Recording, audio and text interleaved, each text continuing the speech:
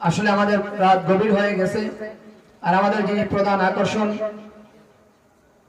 সুদূর ভারত থেকে আগত নবমুসলিম, যিনি মাত্র 10 বছর বয়সে হিন্দু ব্রাহ্মণ থেকে ইসলাম ধর্ম গ্রহণ করে 18 বছর পর্যন্ত কাফেরদের হাতে নির্যাতিত হয়েও ইসলাম ত্যাগ করেননি, তিনি হলেন নবমুসলিম হযরত মাওলানা আব্দুল্লাহ আল মুজাহিদ, কলকাতা, ভারত। উনি আমাদের মাঝে উপস্থিত। উনি এখন আপনাদের সামনে বয়ান পেশ করবেন। এই পর্যায়ে গুরুত্বপূর্ণ তাকরীর পেশ করবেন ছাত্র তরুণ কাফেলা যুব সংগঠনের উদ্যোগে ইসলামী মহাসম্মেলনের প্রধান আকর্ষণ সুদূর ভারত থেকে আগত নবমুসলিম আব্দুল্লাহ আল মুজাহিদ, কলকাতা, ভারত। নবমুসলিম আব্দুল্লাহ আল মুজাহিদ, কলকাতা, ভারত। হ্যালো হ্যালো, রিভাব বাড়বে, ইকো কমবে, রিভাব বাড়বে। স্টেজে কে আসে? পানি পানি আসতে হবে, পানি রাখতে হবে। আসসালামু আলাইকুম ওয়া রাহমাতুল্লাহ। স্বাধীন দেশের স্বাধীন মুসলমান কেমন আছেন সবাই? ভালো আছেন? দীর্ঘ 16 বছর বাংলাদেশের ঘাড়ের উপর এক শয়তান বসেছিল। এই শক্তিমাতার দত্ত ক্ষমতার চেয়ারকে আঁকড়ে ধরার জন্য 16 কোটি মানুষের বুকে গুলি চালাতেও দ্বিধাবোধ করতো না। যখন যেখানে যে তার পথের কাঁটা হয়ে দাঁড়িয়েছে, নিজ হাতে জবাই করে তাকে শেষ করে দিয়েছে। অত্যন্ত ব্যথা ভরা হৃদয়ে বলতে হচ্ছে, 16 কোটি মুসলমানের রাষ্ট্রে আমরা 16 কোটি মুসলমানই সংখ্যালঘু, 18 কোটি মুসলমানই সংখ্যালঘু।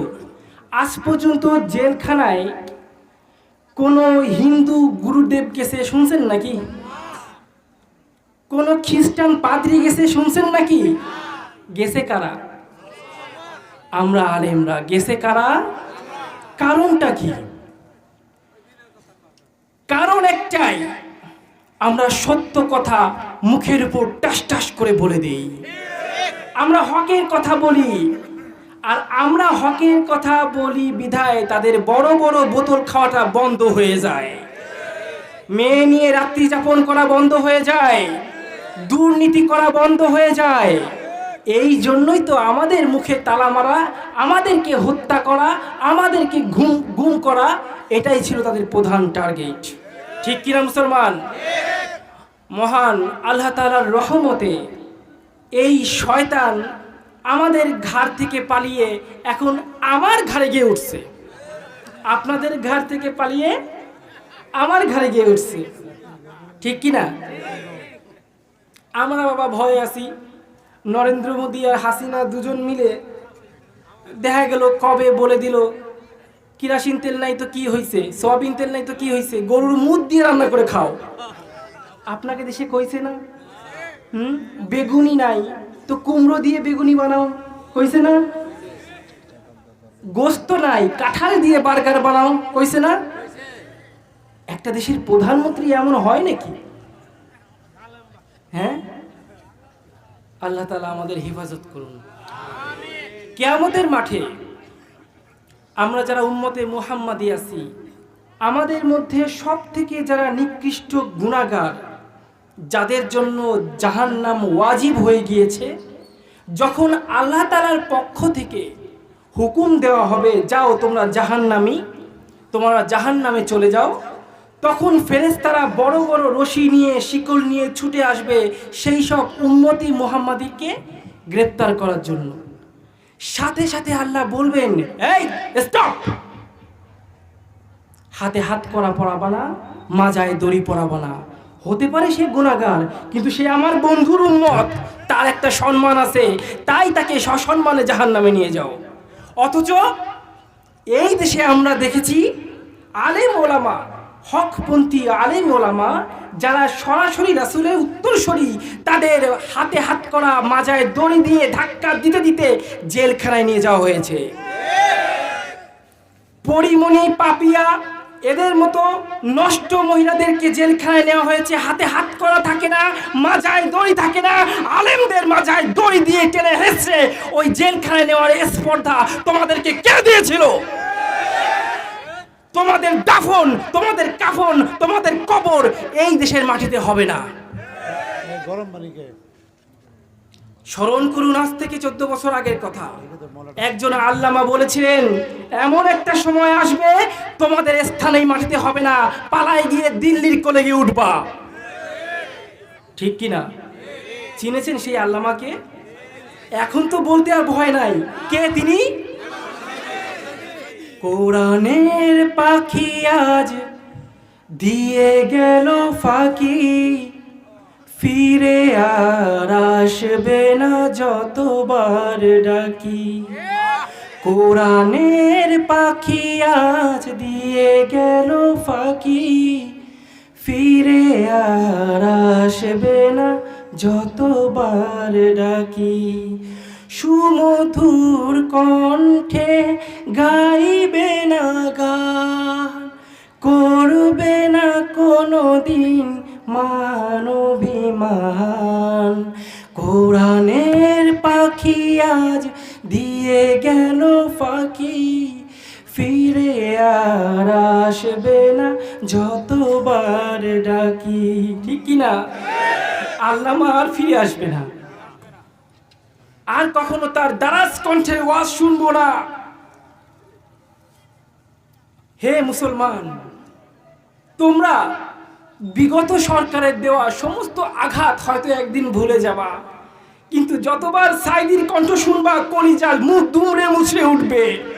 তোমাদের চোখের সামনে তিল তিল করে তাকে হত্যা করা হয়েছে। 12টা বছর তাকে কারা নির্যাতন করে হত্যা করা হয়েছে।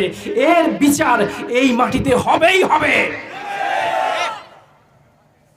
আমাদের পিতাকে, আমাদের পিতাকে, তাকে বাদ দিয়ে জুতার পিতার সমতুল্য যিনি না, তাকে জাতির পিতা করা হয়েছিল। দেখেন সরকার পালানোর সাথে সাথেই তার সাথে কত বড় অপমান হয়েছে। তার মূর্তির মাথার উপর প্রস্তাব করা হয়েছে, মানে তার মাথার উপর প্রস্তাব করা হয়েছে। এটা আল্লাহ তাআলার পক্ষ থেকে অভিশাপ, লানত। তোমরা আলেমদের গলায় ধাক্কা দাও নাই। রাসূলের উত্তরসূরি যারা, তারা রাসূলেরই নামান্তর, রাসূলেরই আয়না। ঠিক কিনা? তোমরা রাসূলের গায়ে ধাক্কা দিয়েছো, তোমরা রাসূলের হাতে হাত করা পরিয়েছো, তোমরা রাসূলকে গলা ধাক্কা দিয়ে দিয়ে জেলখানায় নিয়ে হত্যা করেছো। তোমাদের স্থান এই মাটিতে হবে। আসছে সেদিন, কোরআন সরাসরি ময়দানে নেমে এসেছে। এবার ভোট দেওয়ার পালা। এবার কি মুসলমান? কোরআন সরাসরি ময়দানে নেমেছে। এবার কোরআনকে বিজয় করতে হবে, কোরআনকে বিজয় করতে হবে। আমরা দেখেছি বাবার শাসন, দেখেছি স্বামীর শাসন, দেখেছি ভাবির শাসন, মেয়ের শাসনও দেখলাম। এবার দেখতে চাই কোরআনের শাসন। এবার কার শাসন দেখব? কোরআনকে ক্ষমতায় আনবো তো মুসলমান। যদি কোরআনকে ক্ষমতায় না আনো, তবে কিয়ামতের মাঠে এই কোরআন তোমাদের প্রত্যেকের বিরুদ্ধে মামলা দায়ের করবে আল্লাহর দরবারে। আল্লাহর দরবারে চিৎকার করে বলবে, শত শত বছর ধরে ক্ষমতার চেয়ার পালাবদল হয়েছে, আমাকে মুসলমানরাই ভোট দেয় নাই, সুতরাং সেই মুসলমান জান্নাতে যাবে সেটা হতে পারে। তাই জান্নাতে যেতে হলে এইবার কোরআনকে ভোট দিতে হবে। কোরআনকে একবার ভোট দিয়ে দেখো, দুর্নীতি, অনিয়ম, চুরি, রাহাজানি, শেষরামি, যত রকম নষ্টামি সব যদি বন্ধ না হয়, নিজের নাম পাল্টে ফেলাবো। এইবার কোরআনকে ক্ষমতায় আনতেই হবে। রাজি আছো মুসলমান? কে কে কোরআনকে ভোট দিবা হাত তুলে দেখাও। আলহামদুলিল্লাহ। সামান্য কিছু কথা বলবো, তারপর আজকের মতো বিদায় নেব। আপনাদের টাঙ্গাইলে আবার আসছি আমি। এই ডিসেম্বর, ফেব্রুয়ারি, জানুয়ারি বেশ কয়েকবার আসা পড়বে। এখানে সখীপুর নামে কি একটা জায়গা আছে, ওইখানেও আছে। তো সুযোগ হলে যাবেন, কেমন? আর একটা কথা বলি, ওই যে আপনি শুনেছেন হয়তো 10 বছর বয়সে মুসলিম হয়েছি। মুসলিম হওয়ার পর থেকে একের পর এক টর্চার আমার উপর হয়েছে। অবশেষে যখন আমার ভারতীয় হিন্দু পরিবার আমাকে ধরতে পারলো না, তখন আমাকে কুফরি বান মারলো। এটা কি বিশ্বাস করেন? রাসূলকেও মারা হয়েছিল না? আমাকে সেই বান মেরে চরম পর্যায়ে নির্যাতন করা হয়েছে। আমার যদি সময় থাকে আমি বলবো, শুনবেন ইনশাআল্লাহ। তার ফলে কি হলো, আমি না কথা বলতে পারতাম না। এই যে কথাটা বলতেছি অনেক কষ্ট হচ্ছে, উচ্চারণ হয় না ঠিক মতো, অনেক সময় কথা আটকে যায়, মুখ থেকে মাঝে মধ্যে রক্তও বের হয়ে আসতো। এখনো আপনাদের দোয়ায় বেঁচে আছি আলহামদুলিল্লাহ। শেষ পর্যন্ত থাকবেন, যদি ভুল হয় ত্রুটি হয় ক্ষমা করে দিবেন তো ইনশাল্লাহ। কে কে চলে যাবেন হাত তুলে দেখান।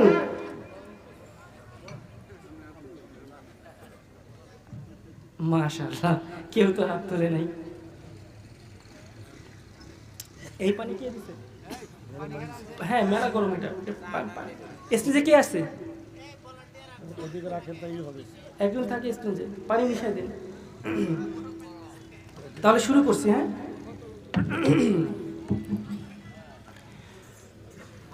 ইন্নাল হামদালিল্লাহ আলহামদুলিল্লাহি নাহমাদুহু ওয়া নাস্তাঈনুহু ওয়া নাস্তাগফিরুহু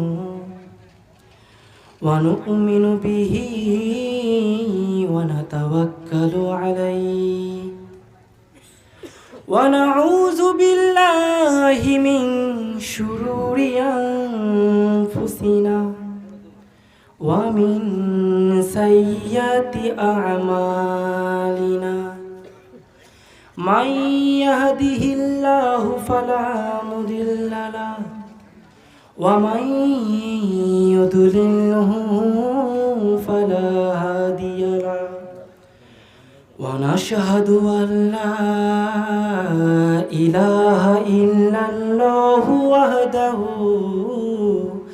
লা শারীকা লাহু ওয়া নাশহাদু আন্না সাইয়্যিদানা ওয়া মাওলানা মুহাম্মাদ সাল্লাল্লাহু তাআলা ওয়া আলা আলিহি ওয়া আসহাবিহি ওয়া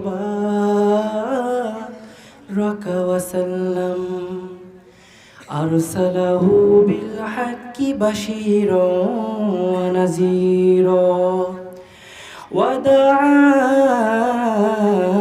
وداعيا إلى الله بإذنه وسراجا منيرا وقال الله تعالى في كلامه المجيد والفرقانه الحميد أعوذ بالله من الشيطان الرجيم بسم الله الرحمن الرحيم إن الله لا يغفر أن يشرك به ويغفر ما دون ذلك لمن يشاء ومن يشرك بالله فقد ضل ضلالا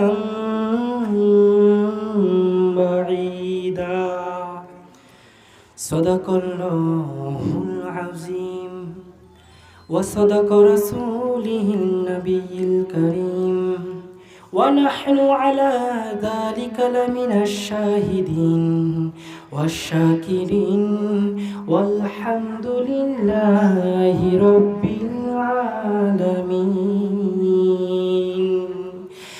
إن الله وملائكته وملائكته يصلون على النبي يا أيها الذين آمنوا صلوا عليه وسلموا تسليما اللهم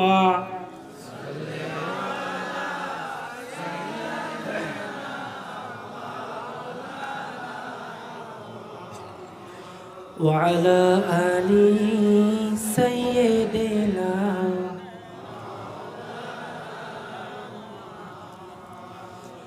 मेरा दिल तरफ रहा है मेरा जल रहा है सीना कैसे जाऊं मैं मेरे आका जहाँ है मदीना कैसे जाऊं मैं मेरे आका जहाँ है मदीना अल्लाहुम्मा सल्ली अला जोड़े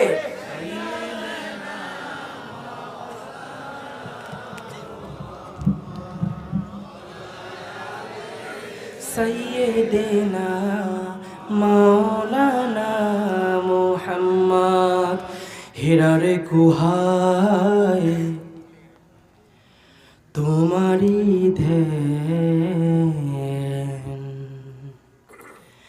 আসমান থেকে নামে আল কোরআন হিরার গুহায় তোমারি ধ্যান আসমান থেকে নামে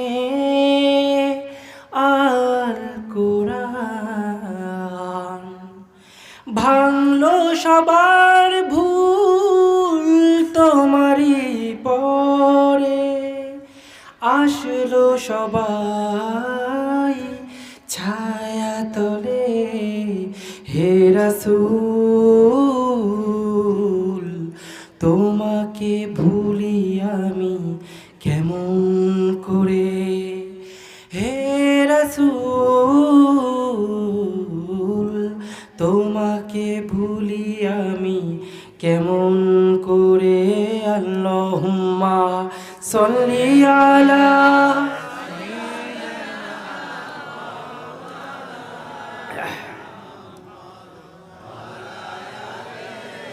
सैयदना मौलाना मुहम्मद ला इलाहा इल्लल्लाह जोड़े ला इलाहा इल्लल्लाह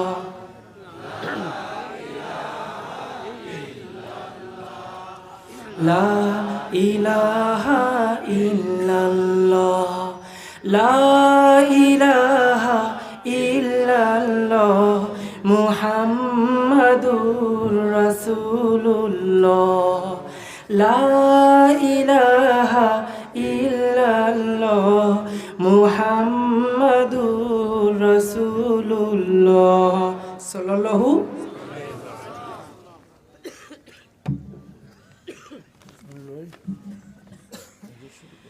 ছাত্র তরুণ কাফেলা যুব সংঘ এর উদ্যোগে প্রথম ইসলামী মহাসম্মেলন আজ তারিখ 27 নভেম্বর বুধবার স্থান ধলাপাড়া কলেজ মাঠ প্রাঙ্গণ ঘাটাইল টাঙ্গাইল। আজকের এই ইসলামী মহাসম্মেলনের সম্মানিত সভাপতি জনাব মোহাম্মদ রেন্টু সরকার, উনি কি আসছেন? সেন্টু সরকার, উনি কি আসছেন? আচ্ছা আচ্ছা, মাশাআল্লাহ, আল্লাহ তাআলা কবুল করুন। সহ সভাপতি আলহাজ মোহাম্মদ ফয়েজ উদ্দিন, উনি কি আসছেন? আসছিলেন না? আচ্ছা। প্রধান মেহমান হযরত মাওলানা মিজানুর রহমান সাহেব, প্রধান অতিথি জনাব মোহাম্মদ মাইনুল ইসলাম, সদস্য জাতীয় নির্বাহী কমিটি বিএনপি। এছাড়াও আরও বরেণ্য অতিথিবৃন্দ ছিলেন জনাব মোহাম্মদ ফারুক হোসেন, জনাব মোহাম্মদ রফিকুল ইসলাম, জনাব মোহাম্মদ আব্দুস সত্তার। প্রধান আকর্ষণ হিসেবে আমাকে রাখা হয়েছে। এছাড়াও আমন্ত্রিত ওলামা ইকরাম হজরত মাওলানা মুফতি শিবির আহমদ ওসমানী ঢাকা, হজরত মাওলানা মাহমুদুল হাসান সাহেব সখীপুর, হজরত মাওলানা মাহবুবুর রহমান সাহেব জামালপুর। এছাড়াও বিশেষ সম্মানিত অতিথিবৃন্দ, মঞ্চে উপস্থিত আমার প্রাণপ্রিয় দিনী দরদি ভাইরা, সামনে উপস্থিত তাওহিদি জনতা।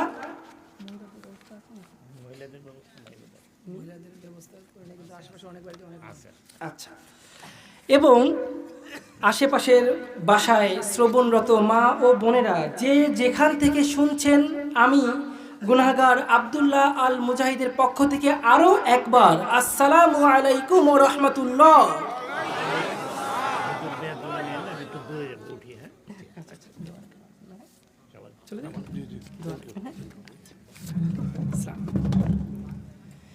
কেমন আছেন সবাই? আলহামদুলিল্লাহ, না মরে বেঁচে আছি। যারা পিছনে দাঁড়িয়ে আছেন সামনে চলে আসবেন, যারা চলে যাওয়ার চলে যাবেন। আচ্ছা, দেখেন আমার রাসূল পাক সাল্লাল্লাহু আলাইহি সাল্লাম বলেন, এই যে সামনে যে গ্যাপগুলো আছে না, এর মধ্যে শয়তান আসে, এসে আপনার কানে ফুসমন্ত্র দিবে, আপনাকে নানা রকম সলা পরামর্শ দিয়ে এখান থেকে নিয়ে যাওয়ার চেষ্টা করবে। তাই সামনে কোনো গ্যাপ থাকবে না, গ্যাপগুলো পূরণ করতে হবে জিকিরের তালে তালে। সামনে এগিয়ে আসুন, জিকির করুন, লা ইলাহা। চলে আসুন,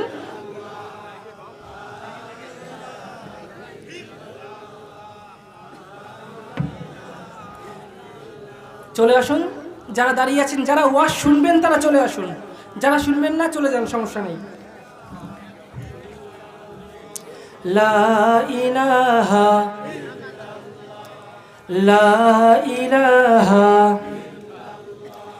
লা ইলাহা ইল্লাল্লাহ, লা ইলাহা ইল্লাল্লাহ, লা ইলাহা।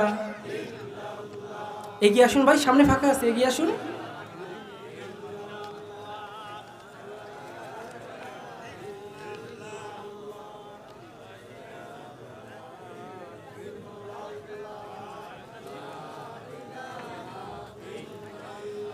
লা ইলাহা ইল্লাল্লাহ মুহাম্মাদুর রাসূলুল্লাহ, লা ইলাহা ইল্লাল্লাহ মুহাম্মাদুর রাসূলুল্লাহ সাল্লাল্লাহু। আমি বলেছিলাম যে আমাকে কুফরি বান মারা হয়েছে, এই জন্য একটু ঘন ঘন পানি খাওয়া লাগতেছে। বিরক্ত হচ্ছেন না তো আপনারা?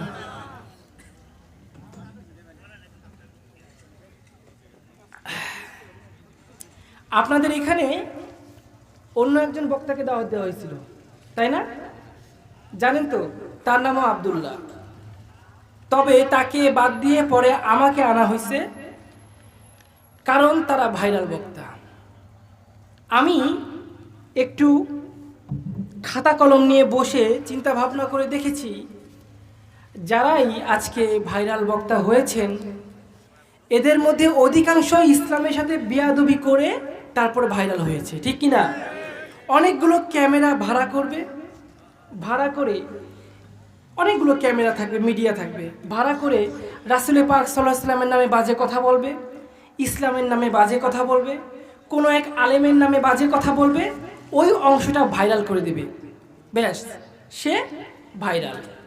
এই ধরনের বক্তা দিয়ে কখনো মাহফিল হয়? মানুষের হেদায়েত আসে? বলেন, মানুষের হেদায়েত আসে কার কথায়? কার কথায় আসে? ভাইরা আমার, আপনি যখন একটা মিষ্টির দোকানে যাবেন, সেই মিষ্টির দোকানে নানা রকম মিষ্টি থাকবে। একটার নাম চমচম, একটার নাম রসগোল্লা, আবার কোনটার নাম আছে রাজভোগ। খাইছেন নাকি রাজভোগ? রসমালাই। বলেন তো সবগুলোই তো মিষ্টি, দাম কি একরকম? একরকম দাম? একটা 260 টাকা কেজি, একটা 1200 টাকা কেজি, ঠিক কি না? সেরকম অসংখ্য আলেম আপনি পাবেন, অসংখ্য আলেম আপনি দেখতে পাবেন। কিন্তু এইসব আলেমের মধ্যে কিছু আলেম আছে যারা পেট নীতি করে। কি নীতি করে ভাই? এই মাহফিলটা তাদের কাছে শুধু একটা ব্যবসা, আর কিছু না। শুধু বিশ্বাস হয় না? বড় বড় বক্তাদের ফোন দেন, এখন আমিও তো একজন আলেম, উপর দিকে থুতু মারলে নিজের গায়ে এসে লাগবে, তাই তো আর বেশি বলতে পারতেছি না। ইসলামকে নিয়ে যে পরিমাণ ব্যবসা হয়, অন্য কোনো ধর্মকে নিয়ে এত ব্যবসা হয় না। কথাগুলো শুনতে খারাপ, বাস্তব, ঠিক না? একটা ফাঁকা জায়গায় একটা কলা গাছকে দাফন করে দিয়ে মাজার তুলে দিলাম, নাম দিলাম ল্যাংটা বাবার মাজার। আছে না? নাই? আছে নাকি মাজার আপনাদের মধ্যে? আছে না? বেশি। ওই মাজারটা তুলে 2-4 জন লোক ফিট করে এবার শুরু হয়ে গেল ব্যবসা। কি আল্লাহর ওলি তো ওইখানে নাই, আছে একটা কলা গাছ। আপনি তো কবরের মধ্যে গিয়ে দেখতেছেন না? সাধারণ মুসলমান সেখানে যাবে, গিয়ে আল্লাহর ওলির কাছে গিয়ে, আমার সন্তান হয় না, আমাকে সন্তান দাও, আমার টাকা নাই পয়সা নেই, আমাকে এইগুলো দাও। আরে জিন্দা আল্লাহর ওলির কাছেও চাওয়া জায়েজ নাই, কুফরি, সে তো মইরে গেছে, আর তাও তো একটা কলা গাছ। তাও কি খাজার নামে মাজারে কইরা বাড়ায় ওরা খাজার শান, দিনে করে ভণ্ডামি আর রাত্রে মারে গাঞ্জায় টান, ঠিক কি না? খাজার নামে মাজারে কইরা বাড়ায় ওরা খাজার শান, দিনে করে ভণ্ডামি আর রাত্রে মারে গাঞ্জায় টান। এই তো সেদিনকে আমাদের কলকাতায় শাহী দরবার শরীফ, কি বিশাল বড় দরবার। আমি মাহফিলে যাচ্ছিলাম, তা গাড়িটা থামিয়ে এক কাপ চা খেলাম, দেখলাম ঢাক ঢোলের আওয়াজ আসতেছে, তা আরবি লেখা, তাকাই দেখি শাহী দরবার শরীফ। আমি আর আমার খাদেমকে নিয়ে ঢুকলাম ভিতরে, চলো দেখে আসি। মাহফিল তো 11টায়, আমার সময় কেবল 9টা, চলো দেখে আসি কেমন আল্লাহর ওলিরা কি করে, দেখে আসি। আল্লাহ, যেই ঢুকলাম অমনি মাথাটা জানি কেমন ভন ভন ভন ভন করতেছে, ঘুরায়। কিছুক্ষণের মধ্যে আমি কেমন টাল মাতালের মতো হয়ে গেছি। একটা ঘিরান আসতেছে, একটা ঘিরান আসতেছে। আমি খাদেমের হাতটাকে ধরে একটু সামনে গেলাম, গিয়ে দেখি এরকম বড় দাড়ি, এরকম বড় গোপ, পুরো গা খালি, একটা ছোট একটা কাপড় পরা, ঝাঙ্গে না কি খান আপনারা, ওই পরা পইরে কি খায় এটা? গাঞ্জা খায়। ওরা নাকি আবার আল্লাহর ওলি। ওরা কি? আরে হরেক পাগল, হরেক রকম পাগল দিয়ে মিলাইছে মেলা। নিজের লেখা এটা, এটা অবশ্য একটা গজল, মানে গান, তার সুর আমি করছি আর কি। হরেক রকম পাগল দিয়ে মিলাইছে মেলা, বাবা তোমার দরবারে সব ভণ্ডদের খেলা, ঠিক কি না? বাবা তোমার দরবারে সব ভণ্ডদের মেলা,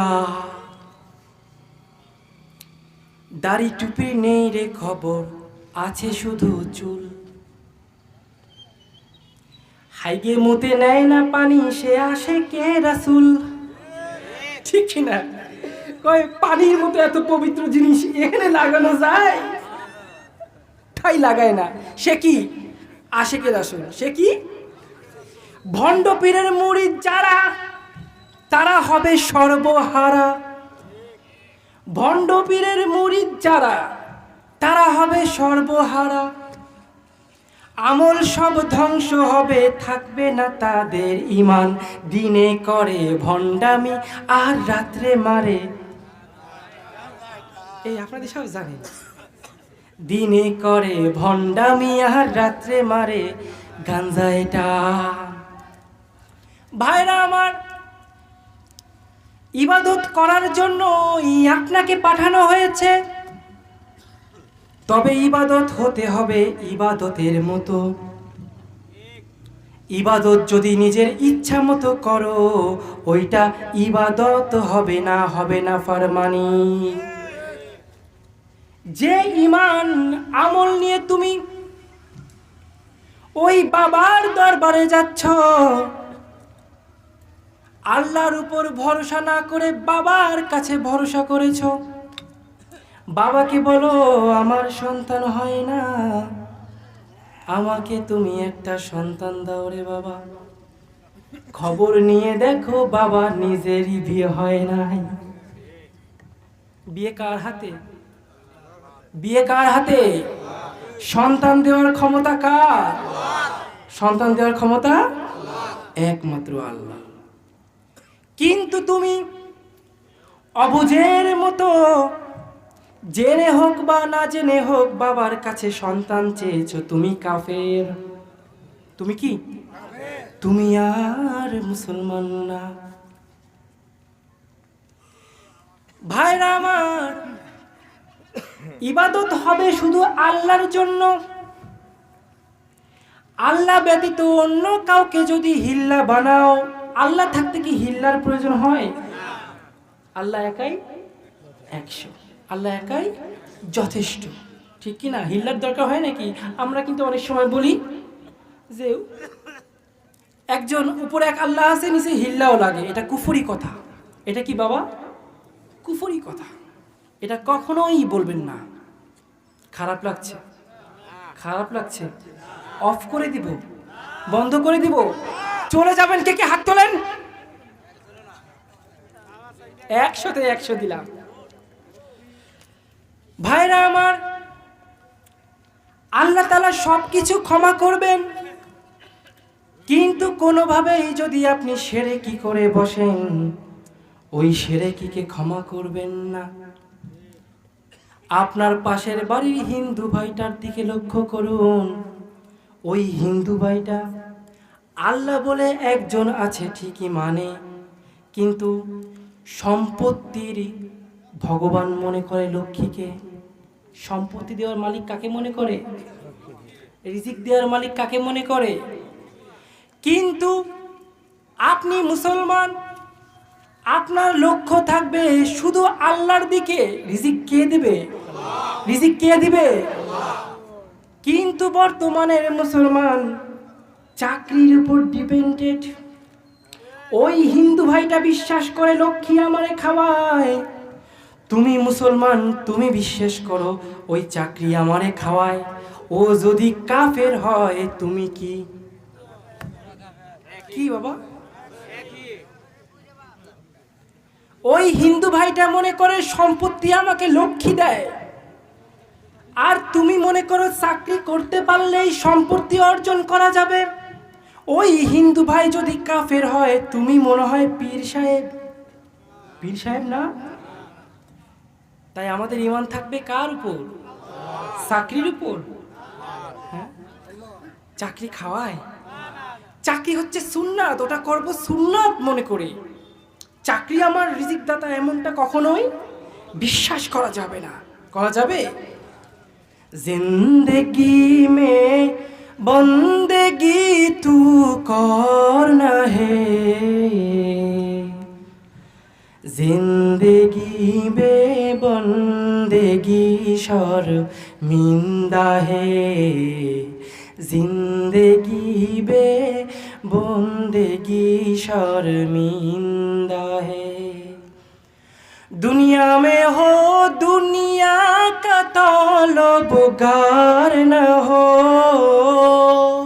बाजार से गुजार हो खरीदार न हो। दुनिया में हो दुनिया का तलबगार न हो, बाजार से गुजार हो खरीदार न हो। ये दुनिया के मिसले कागज फूल है, ये दुनिया के मिसले कागज फूल है।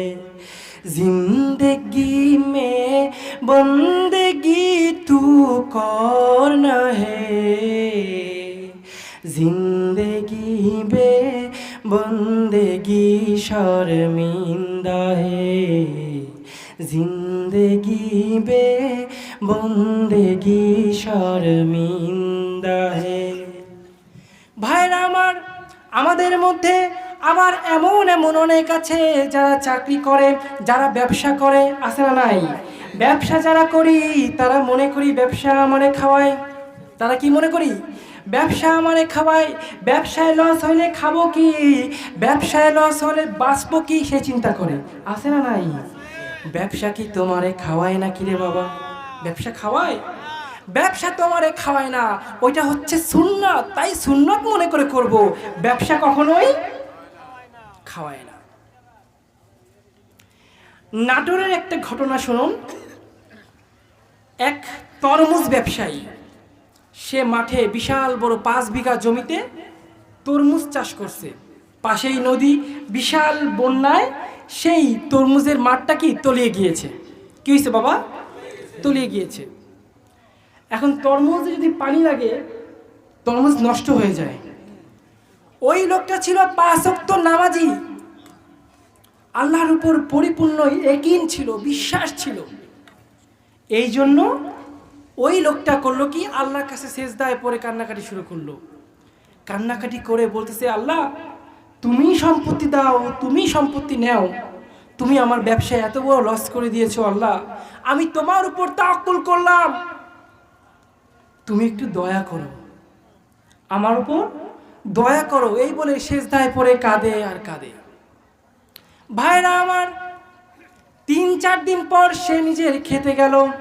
খেতে গিয়ে দেখে হাঁটু পর্যন্ত পানি, পায়ে নলা পর্যন্ত পানি আছে। সে একটা একটা করে তরমুজ ভাঙে দেখে সবগুলো নষ্ট হয়ে গিয়েছে। হঠাৎ করে দূর থেকে দেখে একটা আওয়াজ, ছুটে গিয়ে দেখে বিশাল বড় একটা শাপলা পাতা মাছ বাইরে গেছে। শাপলা পাতা মাছের কেজি কত বলেন? আমি খাইছি 1400 টাকা। কত? এত বড় শাপলা পাতা মাছ 3-4 জনে ধরে নিয়ে সে বাজারে বিক্রি করছে, একদম এক দামে 2.5 লক্ষ টাকার উপরে তার বিক্রি হয়ে গেছে। অথচ তরমুজ বিক্রি করে সে পাইতো 1,20,000। দেখেছেন আল্লাহ তাআলা ধৈর্যের উপহার দিয়েছে না? এই ধৈর্যের উপহার আমাকে দিয়েছে। আমি আমার জীবন কাহিনীতে এবার ঢুকে যাই। ধৈর্য কি জিনিস, তার পুরস্কার আমি পেয়েছি। আমার বয়স যখন মাত্র 5 বছর, আমার মা আমার চোখের সামনে জ্যান্ত আগুনে পুড়ে মারা যায়। আমি আমার চোখের সামনে নিজের পুড়ে যাওয়া মায়ের দৃশ্য এই মুহূর্তে চোখে ভাসতেছে। মায়ের চেহারা মনে নাই, কিন্তু ওই যে পুড়ে গিয়েছে ওই দৃশ্যটা আমার মনে আছে। ছোট ছোট 2 ভাই আমরা। মা পুড়ে যাওয়ার পরে তাকে যখন লাশটাকে নিয়ে কবরস্থানে নিয়ে যাওয়া হয়, হিন্দুদের নিয়ম আছে যদি একবার লাশ পুড়ে যায় ওই লাশকে সেকেন্ডবার পুড়ায় না, দাফন করে দেয়।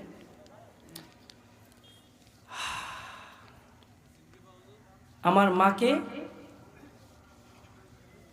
খাটিয়ায় করে নিয়ে যাচ্ছে আর আমরা 2 ছোট ছোট ভাই পিছনে পিছনে যাচ্ছি। সাদা কাফন পরাইয়া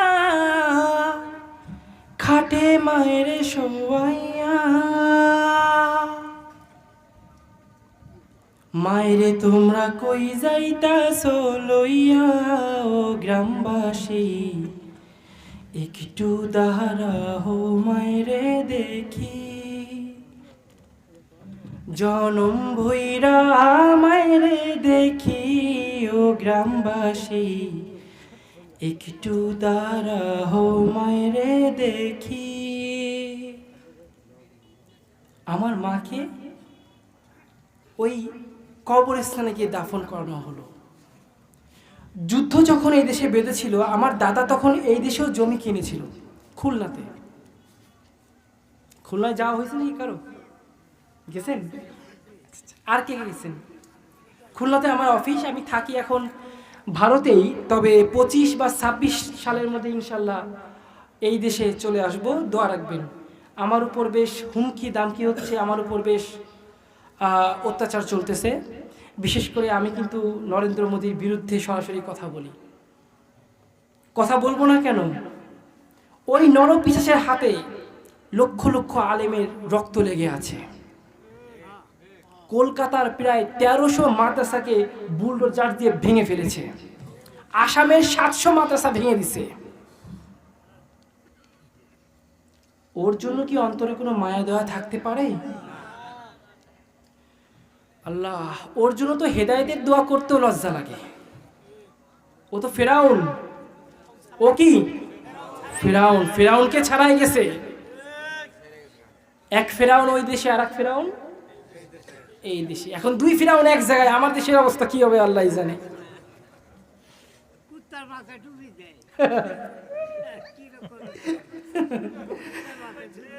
আল্লাহ, নরেন্দ্র মোদীর রাজনীতির স্টাইল আর এই দেশের বিগত প্রধানমন্ত্রীর রাজনীতির স্টাইল হুবহু একই রকম। ধরো মারো কাটো। কেউ যদি কথা বলে তাকে মেরে ফেলাও। কেউ কথা বললে কি তাকে মেরে ফেলাও।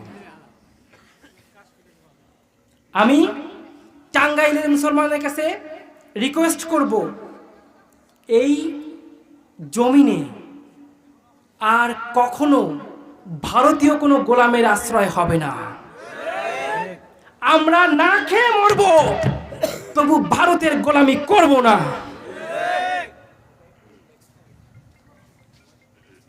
প্রয়োজনে যার কাছে যা আছে তাই নিয়ে ভারতের বিরুদ্ধে যুদ্ধে ঝাঁপিয়ে পড়ব। প্রতিটি মসজিদ, প্রতিটি মাদ্রাসা হবে ক্যান্টনমেন্ট। আমরা আসছে তো, সামনে আসছে গাজওয়াতুল হিন্দ। সামনে কি আসছে বাবা? আসছে ইমাম মেহেদী। কে আসছে? গাজওয়াতুল হিন্দ হবে ভারতের বিরুদ্ধে। থাকবেন তো সেই যুদ্ধে? থাকবেন তো সেই যুদ্ধে? রাসূল পাক সাল্লাল্লাহু আলাইহি সাল্লাম পশ্চিম দিকে ফিরে আছেন, দীর্ঘ নিঃশ্বাস নিচ্ছেন। সাহাবীরা দেখে বলছে, ইয়া রাসূল, কি ব্যাপার, আপনি পশ্চিম দিক ফিরে এত নিঃশ্বাস কেন নিচ্ছেন? কি হয়েছে? নবী করিম সাল্লাল্লাহু আলাইহি সাল্লাম বলছেন, আমি পশ্চিম দিক থেকে একটা যুদ্ধের আভাস পাচ্ছি, যুদ্ধের ঘ্রাণ পাচ্ছি। সাহাবায়ে কেরাম ইমানের বলে বলিয়ান, ইমানের বলে আপনার আমার মতো গান শুনতে শুনতে ঘুমাইতো না, আপনার আমার মতো নামাজ পড়তো না, রোজা রাখতো না, এমনটা না। প্রতি মুহূর্তে ইসলামের জন্য, আল্লাহর জন্য, রাসূলের জন্য, কোরআনের জন্য জীবন দিতে প্রস্তুত ছিল। তলোয়ার বের করে বলল, রাসূল আপনি বলুন, সেই যুদ্ধে আমরা যাব। আল্লাহু আকবার। রাসূল পাক সাল্লাল্লাহু আলাইহি সাল্লাম বললেন, না, সেই যুদ্ধ এখন হবে না। সেই যুদ্ধ হবে শেষ যুগে, যখন চারিদিকে মুসলমান নির্যাতিত হবে। মিয়ানমারে মুসলমান নির্যাতিত হয়েছে না? জ্যান্ত আগুনে পুরায় মারছে না? মিডিয়া আবার ওইগুলো দেখায় না।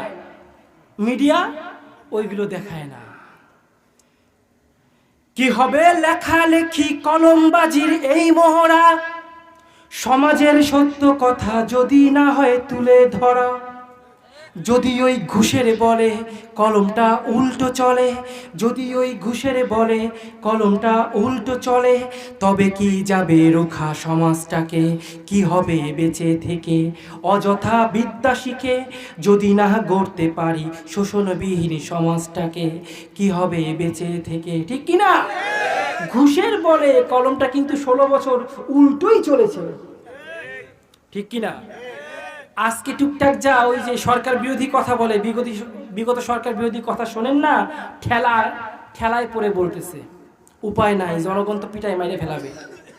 তা না হলে এই দেশের প্রতিটা সরকারি পর্যায় থেকে শুরু করে মিডিয়া সেক্টর বলেন, আইনজীবী, তারপরে কি বলে জজ, ব্যারিস্টার, সবগুলো ছিল সরকারের পোষা গোলাম। সবগুলো সরকারের পোষা গোলাম। এর ভুক্তভোগী আমরা আলেমরা। আমরা দেখেছি জেলখানায় গেলে নির্যাতন কত প্রকার ও কি কি। আয়না ঘর,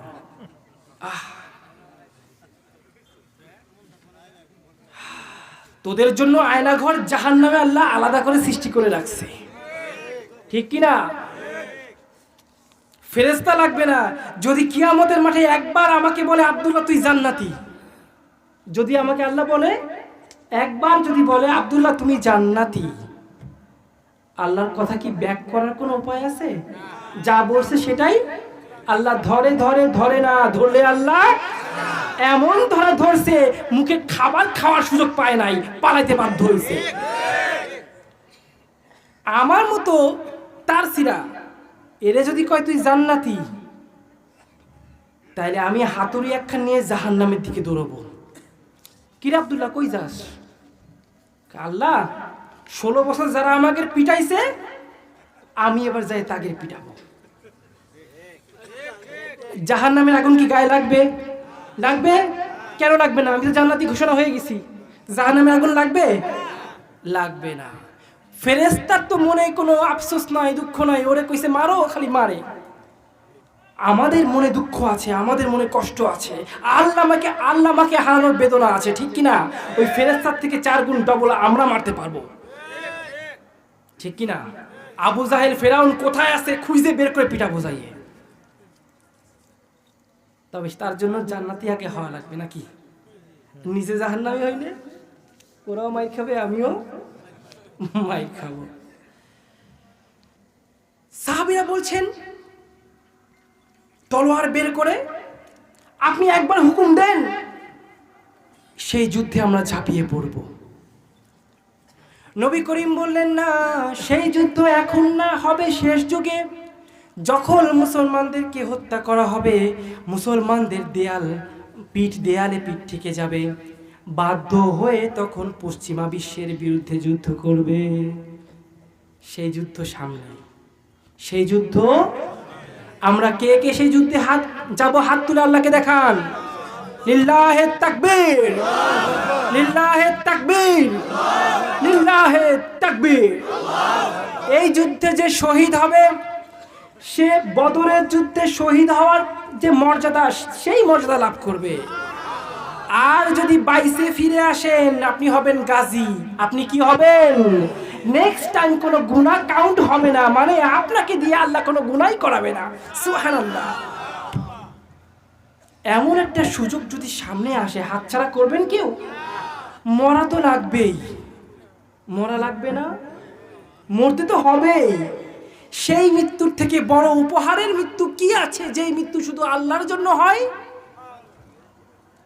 আপনি দেখছেন একজনকে জ্যান্ত পুড়ায় মারতেছে, তার অপরাধ সে আল্লাহর রাসূলের পক্ষে কথা বলেছে। আপনি দেখছেন তাকে জ্যান্ত পুড়ায় মারতেছে, আপনি কি মনে করেন তার কষ্ট হচ্ছে? হাদিসের ভাষ্য অনুযায়ী যে ব্যক্তি শহীদ হবে তার মৃত্যু যন্ত্রণা হবে একটা পিঁপড়ার কামড়ের মতো। কিসের কামড়ের মতো? আপনি দেখছেন তাকে জ্যান্ত পুড়ায় মারতেছে, কিন্তু তার সেই ফিলিংস নাই। তার কি সেই যে পুরাই আগুনের গা জ্বলতেছে, তার সেই ফিলিংস নাই, তার সামনে জান্নাত এসে হাজির। ভাইরা আমার, ভারতের পার্লামেন্টে একজন নেতা রাসূলের নামে উল্টো পাল্টা বাজে কথা বলল। এখন থাকে না কিছু বেয়ারা চা পানি বয়ে দেয়, থাকে না? ওই ভারতের পার্লামেন্টে একজন চা পানি বয়ে দিচ্ছিল মুসলমান। আপনি হয়তো মনে করতে পারেন আমরা দাড়ি টুপি রাখি বলে আমরাই সাচ্চা মুসলমান। না না, যে ব্যক্তি শেভ করে আছে, প্যান্ট শার্ট পরে আছে, তার মনের মধ্যেও কখনো আল্লাহর নূর জ্বলে উঠবে, আপনি তা টেরও পাবেন না, ঠিক কি না? ওই লোকটা প্যান্ট শার্ট পরা, দাড়ি কামানো, নামাজ কালাম মনে জীবনে পড়ে নাই, কিন্তু রাসূলকে নিয়ে যে বাজে কথা বলছে তার ইমানে ধাক্কা লাগছে। আমরা মুসলমান, আমাদের বাবার নামে গালি দিলেও সহ্য করতে পারি, রাসূলের নামে গালি দিলে সহ্য করতে পারবো না। এই দেশে জুতার ফিতার নামে একটা কথা বললে 24 ঘন্টায় ওয়ারেন্ট জারি হয়ে যেত, অথচ রাসূলকে নিয়ে বাজে বাজে কথা বলা হয়, পার্লামেন্ট থেকে কোনো গ্রেপ্তারি পরোয়ানা তো দূরের কথা, সাধারণ নিন্দাও প্রস্তাব করা হয় নাই। ভারত বারবার রাসূলকে নিয়ে বাজে কথা বলেছে সরকারের পক্ষ থেকে। এই দেশের কেউ কি তার প্রতিবাদ করেছে? সরকার কোনো প্রতিবাদ করেছে? বরং সরকারের পক্ষ থেকে বলা হয়েছে যদি কেউ প্রতিবাদ করো তাকে দল থেকে বহিষ্কার করা হবে। এরা কি মুসলমান? এরা কি মুসলমান?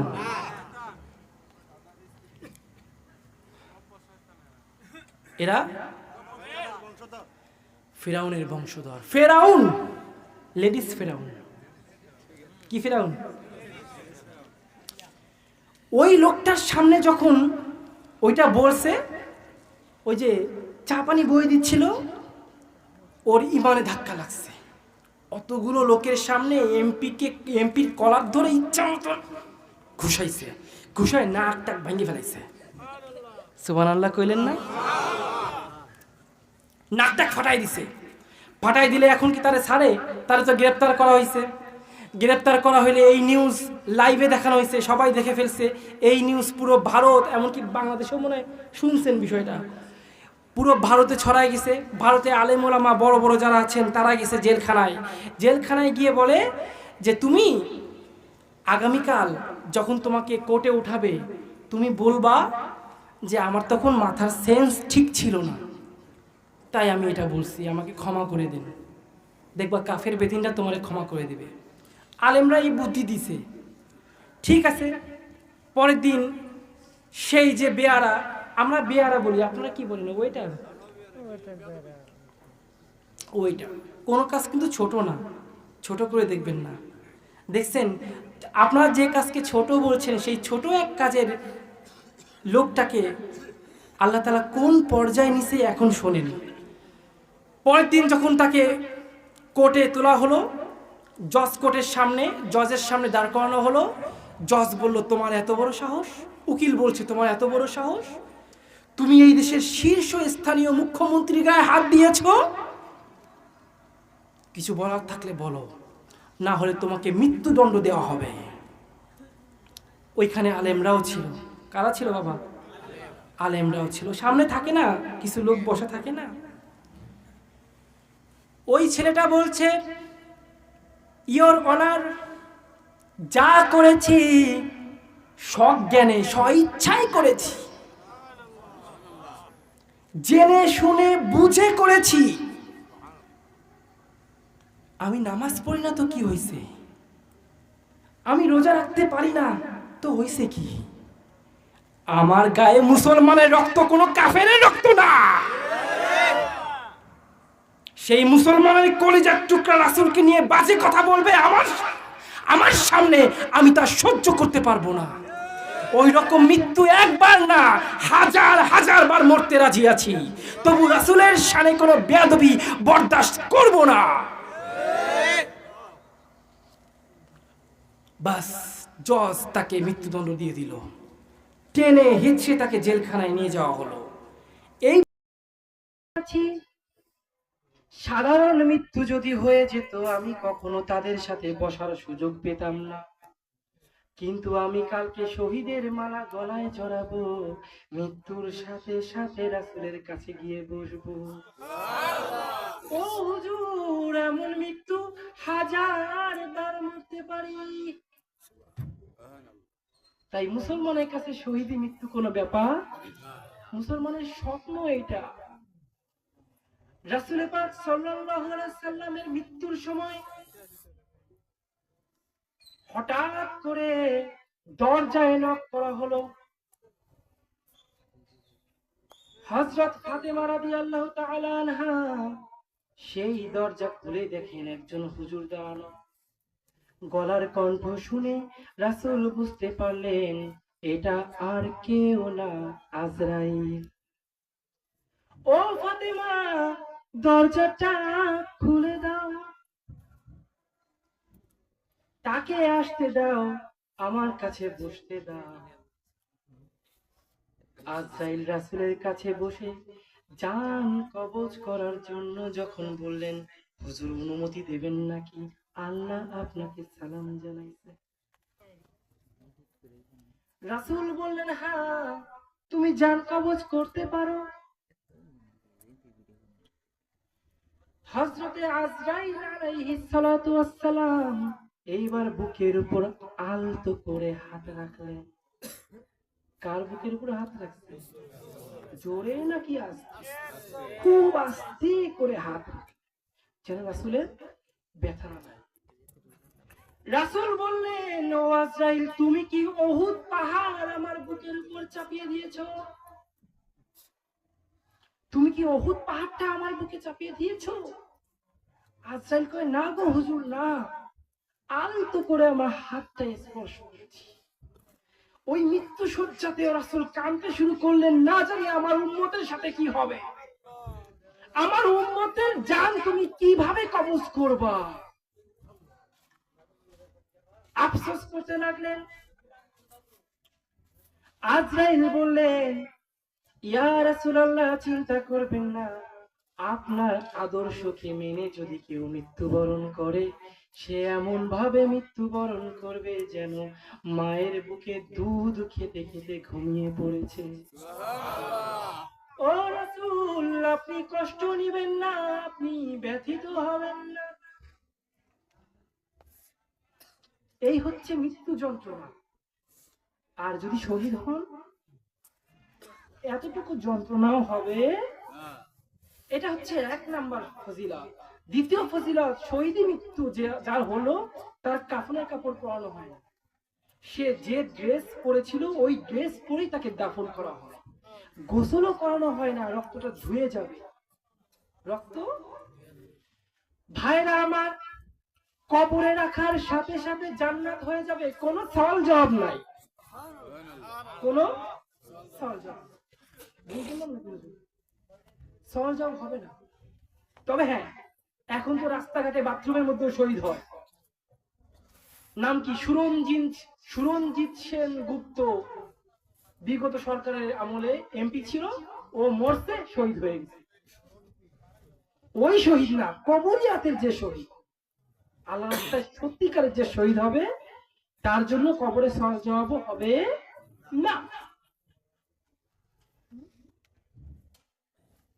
এরপরে যখন হাসরের ময়দানে উঠবে, আপনি কি জানেন সর্বপ্রথম কাদের বিচার করা হবে? আল্লাহ যখন হাসরের ময়দানে উঠবে, কাতারে কাতারে শহীদরা দাঁড়ানো থাকবে। বিচার তো না, ফয়সালা। বিচার না, এটা কি? ফয়সালা। ফয়সালা করা হবে, তাদেরকে জান্নাতে পাঠানোর পরে বিচার শুরু করা হবে। সুবহানাল্লাহ। আমরা কি চাই এমন মৃত্যু? শহীদি মৃত্যু হইলে ওই হাসরের ময়দানে সবাই উলঙ্গ থাকবে। আপনি শহীদ হয়েছেন না, আপনি উলঙ্গ থাকবেন না। ওই যে পোশাকটা পরা ছিলেন, ওই পোশাক পরা অবস্থাতেই আল্লাহর সামনে দাঁড়াবেন। কতটা মর্যাদা জানেন? এমন মর্যাদার কথা শুনে রাসূল আফসোস করলো আর বলল, আমি যদি পারতাম 1000 বার শহীদ হতাম, আবার 1000 বার জীবন ফিরে পাইতে চাইতাম। আল্লাহ তাআলা আমাদের সবাইকে শহীদ হওয়ার তৌফিক দান করুন, বলেন আমিন। জোরে বলেন আমিন। শেষ করে দিব? শেষ করে দিব না, শেষ করেই দিব। অনেক রাত হয়ে গিয়েছে, 12টা বাজতে আসছে। আমার জীবন ফিরিয়ে আরো আধা ঘন্টা।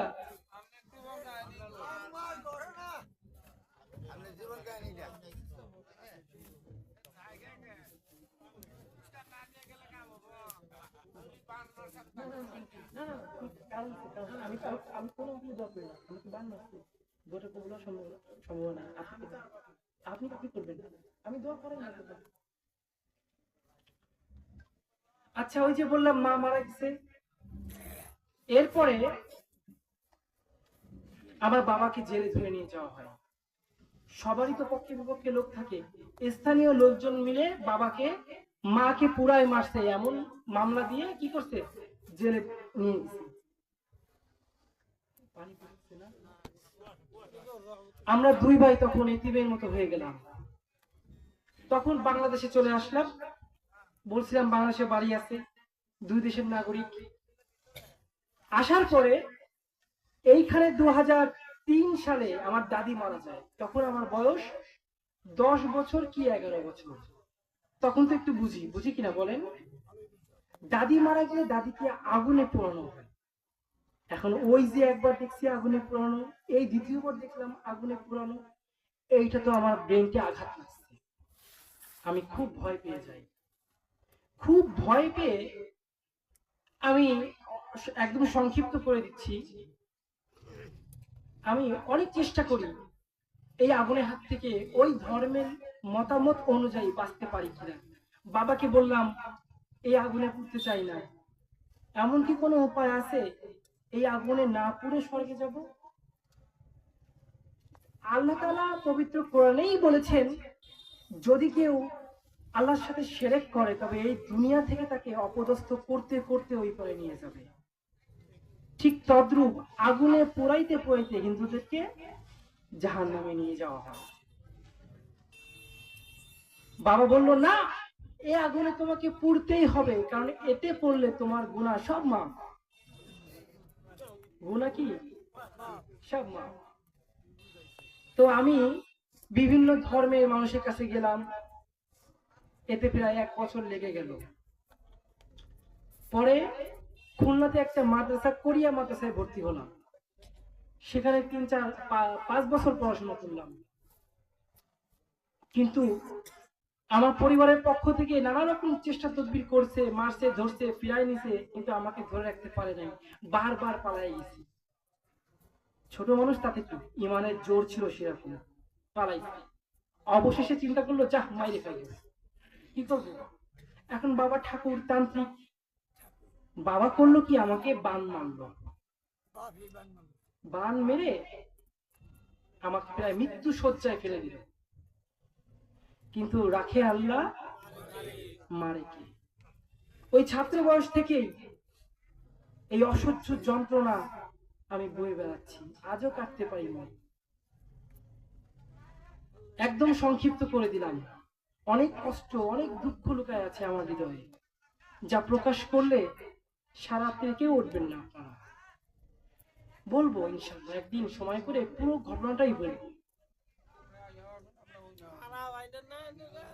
আবার যখন আসবো, আপনাদের টাঙ্গাইলে আরো বেশ মাহফিল আছে, আমার বেশ মাহফিল আছে। টাঙ্গাইল, ময়মনসিংহ, নেত্রকোনা।